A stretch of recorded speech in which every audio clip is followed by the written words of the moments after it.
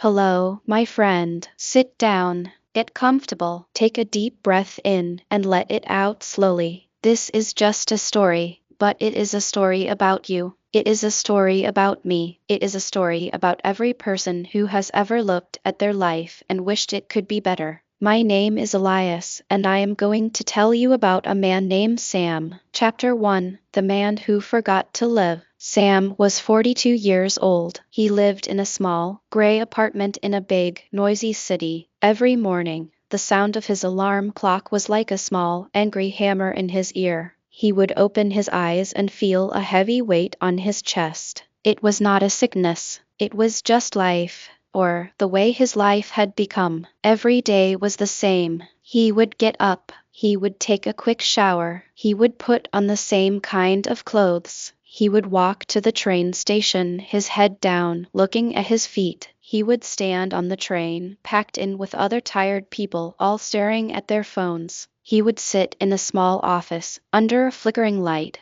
and look at a computer screen for 8 hours. He would eat a sandwich at his desk. He would take the train home. He would eat dinner alone, watching television shows he did not really care about. Then he would go to sleep, only to wake up and do it all again. Sam felt like a ghost in his own life. He was there, but he was not really living. He had big dreams when he was younger. He wanted to be a painter. He wanted to travel to Japan and see the cherry blossoms. He wanted to learn to play the piano. He wanted to fall in love and have a family. But those dreams were old now. They were covered in dust, like boxes in a forgotten corner of a basement. One evening, Sam was walking home from the train. It was starting to rain. He didn't have an umbrella. He walked faster, his shoulders hunched against the cold. As he passed a large, dark window, he stopped. It was a window of a dance studio. The lights were off,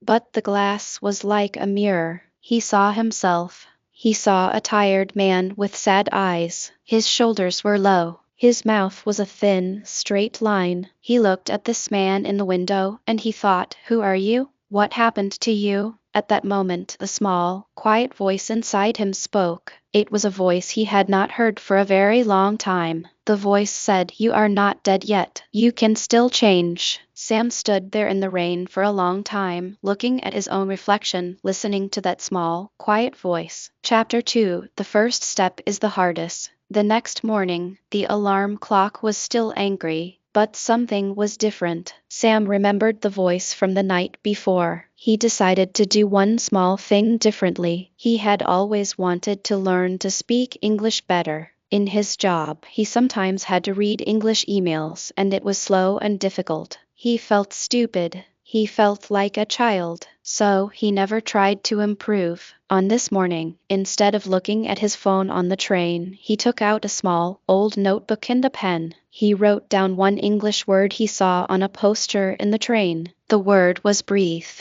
He looked at the word. He said it quietly to himself. Breathe. He knew what it meant. He took a deep breath. It felt good. That night, after work, he did not go straight home. He walked to a small bookshop near his apartment. He went inside. He found a very thin book for children, written in simple English. It was a story about a caterpillar who turns into a butterfly. He bought the book. He took it home. He sat on his old sofa, under the yellow light of his lamp. He opened the book. The sentences were short. He understood most of the words. For the words he did not know, he used a small dictionary app on his phone. He read one page, then another. It was slow. It was hard. His brain felt tired. But for the first time in a long time, he felt a small flicker of light inside him. He was learning. He was moving. He was not just a ghost anymore. This was his first small step.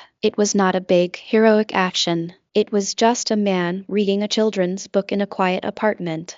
But it was the most important step of all. It was the step that says, "I'm still here, and I am going to try." Chapter 3: The Teacher in the Park. Every day, Sam did the same thing. He read one page of his little book. He learned one new word on the train. Some days, he was too tired, but he still tried to look at his notebook for just 5 minutes. One Saturday, the sun was shining. Sam took his book to a small park near his apartment. He sat on a green bench. He was trying to read a page about the caterpillar eating a lot of leaves. It was funny. An old man was sitting on the other end of the bench. He was feeding the birds. He saw Sam's book. He smiled. A good story? The old man asked. Sam looked up a little surprised. Yes, he said slowly. It is about a caterpillar. Ah, the old man said. A story of patience. The caterpillar must eat and grow. It takes time. It does not rush. And then, one day, it builds a small house for itself. A cocoon. And inside, it waits. It changes. It does not give up. And then, it flies. Sam listened. He understood every word. The old man spoke in simple English. You speak English very well, Sam said. The old man laughed. It was a warm, kind laugh. No, no, I speak simple English. I have been learning for many years. I learn a little every day. I talk to people in the park. I read the newspaper. I make many mistakes. Every day, I make mistakes. Sam felt a connection with this man. I am afraid to make mistakes, Sam admitted. The old man nodded. He threw some bread to a small brown bird. Look at that bird, he said. When it was learning to fly, do you think it was afraid to fall? Of course it was. But if it was too afraid to fall, it would never learn to fly. A mistake is not a failure, my friend. A mistake is just a step you did not expect. You learn from it, and you take the next step. They talked for an hour. Sam told him about his gray life, his tired feelings. The old man listened. He did not give advice. He just listened and nodded. Before he left, the old man said, My name is David. I am here every Saturday. Come and practice your English with me. We will make mistakes together. We will learn together. Sam walked home with a warm feeling in his chest. He had made a friend. He had a teacher. And the teacher's name was David. Chapter 4: The Discipline of Small Things. Sam started meeting David in the park every Saturday. They talked about everything: the weather, the birds, their lives. Sam's English got better slowly. He still made mistakes. He would mix up words. He would forget the right grammar. David never corrected him in a mean way. He would just say the sentence the right way, softly, and Sam would learn. One day, Sam told David about his other dream: painting. Then why are you not painting? David asked. Sam sighed. I don't have time. I am too tired after work. David looked at him with his kind, old eyes. Sam, my friend, you have time. You just use it to feel tired. Discipline is not about doing big things. It is about doing small things every day. He pointed to a small path in the park. Look at that path. It is made of many small stones. One stone is nothing, but many stones placed one after the other, day after day, make a strong path. Your life is like that path. That night, Sam did not watch television. He found his old paintbrushes. They were hard and dry. He put them in water to soften. He found an old piece of cardboard. He sat at his small table. He did not try to paint a beautiful picture. He just painted. He painted a simple blue circle. It was not perfect. The edges were messy, but it was his. He had made something. It took him 20 minutes. The next night, he painted again. He painted a green square next to the blue circle. He felt a little silly. He was a grown man, painting squares and circles like a child. But he also felt happy. He felt alive. This was discipline. It was not about running a marathon. It was about choosing to paint for 20 minutes instead of watching a TV show. It was about reading one page of a book instead of falling asleep on the sofa. It was about choosing to live a little bit every single day. Chapter 5: The Storm and the Cocoon. Then, the storm came. Sam lost his job. The company where he worked was closing down. One Friday afternoon, his boss called him into a small room and told him the news. Sam walked out of the building into the cold air. He felt like the ground had disappeared under his feet. He went to the park, but David was not there. He sat on their bench alone. The sky was gray. The wind was cold. Fear filled his heart. Fear of losing his apartment. Fear of being alone. Fear of being a failure. For 2 weeks he did not paint. He did not read his English book. He stayed in his apartment. He watched television all day. He ate food he did not taste. The small, quiet voice was silent again. The weight on his chest was heavier than ever. He felt like the caterpillar, trapped inside its dark cocoon. But for the caterpillar, the cocoon is a place of change.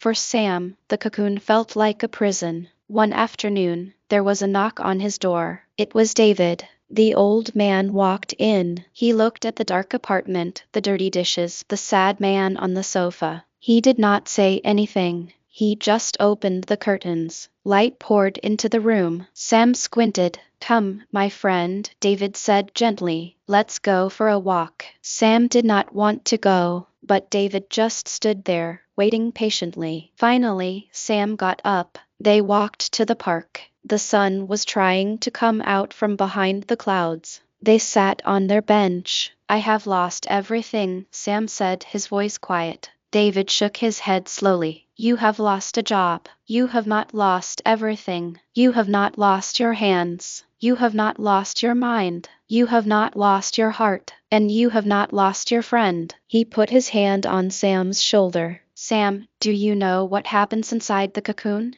The caterpillar does nothing. It just waits. But inside its body, a great change is happening. It is breaking down into a kind of soup. Everything it was is changing. It is a difficult time. It is a dark time. But it is necessary. It is the only way to become a butterfly." "I feel like I am breaking down," Sam said. "Good," said David. "That is the first step. Now, let the change happen. But do not stop living. Do not stop your small steps. Paint for 10 minutes. Read 1 page. Talk to me. This is the time that builds your character. This is the time that makes you strong." Chapter 6: The New Picture. Sam listened to his friend. He did not feel better right away. The fear was still there. But he started again. He painted for just 10 minutes every evening. He painted his feelings. He painted gray skies and dark rooms. He painted a small figure sitting alone on a bench. He read his English book. He finished the story of the caterpillar. It became a butterfly. He understood the story better now. It was his story. He started looking for a new job. He was still afraid, but he did it anyway. One day, he saw a job advertisement for a small art gallery. They needed someone to help with visitors and to answer emails. Many of the visitors were from other countries. They spoke English. The advertisement said, "English skills are helpful, but a love of art is more important." Sam's heart beat fast. He loved art. His English was still simple, but it was getting better every day. He decided to apply. He wrote a short letter. He wrote it in simple English. He showed it to David first. "It is good," David said. "It is honest. It is you." Sam sent the letter. He did not think he would get the job. He just wanted to try. A few days later, his phone rang. It was the gallery. They wanted to meet him. He went to the interview. He was nervous. His hands were sweaty. The woman who talked to him was kind. She asked him about art. He talked about his favorite painters. He talked about why he loved to paint. His English was not perfect. He had to stop and think. He made small mistakes, but he spoke from his heart. She asked him, "Why do you want to work here?" Sam thought for a moment. He remembered the dark window. He remembered the small, quiet voice. He remembered the caterpillar. He said, "Because I want to be near beautiful things. For a long time, I forgot about them. I do not want to forget anymore. I want to help other people remember them, too." The woman smiled. It was a real smile. Sam got the job. Chapter 7: The Butterfly. Sam worked at the gallery. He helped people. He learned the names of new paintings. He practiced his English with the visitors from other countries. He made mistakes every day, but he did not hide from them. He smiled and tried again. He continued to paint at night. His paintings changed. The gray colors were still there, but now there were spots of bright color too. A yellow sun, a green leaf, a blue bird. One Saturday, a year later, Sam went back to the park. He brought two small paintings. One was of a dark, gray city street. The other was of a park bench under a bright sun. On the bench, two small figures were sitting. One was old, one was younger. They were feeding the birds. David was on the bench, waiting for him. Sam gave him the paintings. David looked at them for a long, long time. His old eyes were wet. "This is a beautiful story," David said, pointing to the two paintings. "This is the story of a man who learned to live." "No," Sam said, sitting next to him. "This is the story of a man who had a teacher who showed him how." They sat together in comfortable silence, watching the birds. Sam thought about his journey. He thought about how hard it was to take that first small step. He thought about the discipline of reading one page, of painting for 20 minutes. He thought about the fear of losing his job, and how it felt like falling apart. He thought about the kindness of a friend who spoke simple English. He learned that confidence is not about feeling big and strong. It is about being afraid, but taking a step anyway. It is about falling down and getting back up. He learned that honesty is not just about telling the truth to others. It is about being honest with yourself. It is about admitting, "I'm stuck," and then doing something about it. He learned that patience is not about waiting. It is about keeping a good attitude while you work, even when the work is slow and the progress is small. He learned that time is not something you have. It is something you make. You make time for what you love. You make time for what matters. And he learned that learning English, or learning anything, is not about being perfect. It is about connecting. It is about saying to another person, "I am here. I am trying. Let's talk." Sam was not a ghost anymore. He was a man sitting on a bench in the sun next to his friend. He was a man who had been inside the dark cocoon and had come out the other side. He was a man who was learning to fly. Chapter 8, A Letter to You. So, my friend, this is where the story of Sam ends for now. But your story is still being written. Maybe you are like Sam at the beginning of this story. Maybe you feel tired. Maybe you feel stuck. Maybe you look in the mirror and you don't recognize the person looking back at you. Listen to me. You are not dead yet. You can still change. It starts with one small step. Open a book. Write down one new word. Take a 5-minute walk. Smile at a stranger. Sit with your feelings instead of running from them. Make a mistake and learn from it. Do not worry about the big picture right now. Do not worry about next year or next month.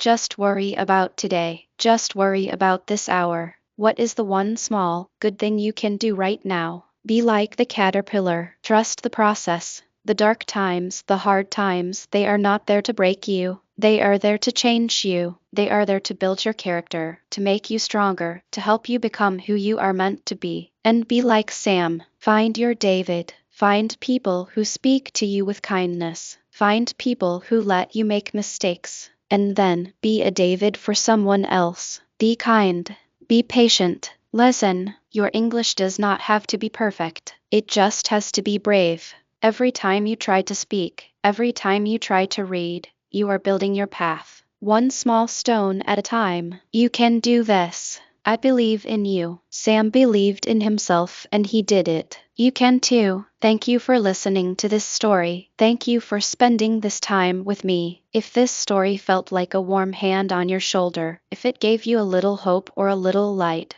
please share it. Share it with a friend who might need it. Share it with someone who feels stuck. And if you would like to hear more stories like this, stories to help you learn, to help you grow, to help you believe in yourself, please subscribe to this channel. It is a small thing, but it helps us build a path together, one stone at a time. Take care of yourself. Be kind to yourself. And I will see you in the next story. Bye for now.